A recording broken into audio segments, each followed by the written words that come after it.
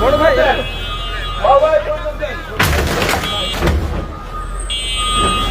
সামনে চলে আসেন ভাই, আপনি একটু পিছনের দিকে যান, আমাদের মতো কাজ করতে দেন। আপনারা দেখছেন সুন্দরভাবে নেন।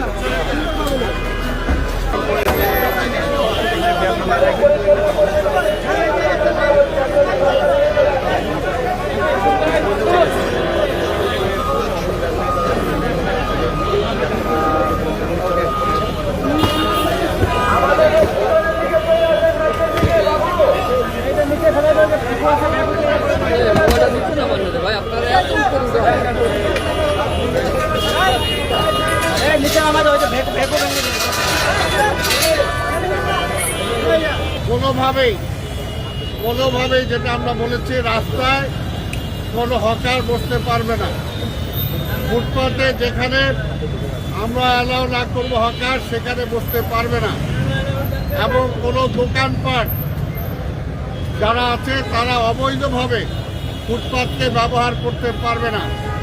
এই সমস্ত বিষয় এখন আমরা কঠোরভাবে দেখার জন্য চেষ্টা করব এবং আপনাদের মাধ্যমে আমরা জনগণের সহযোগিতা চাই, সবার সহযোগিতা চাই, যাতে এটা আমরা কার্যকর করতে পারি। আজকে যেমনি এখানে অভিযান হচ্ছে, আবার শুরু হবে।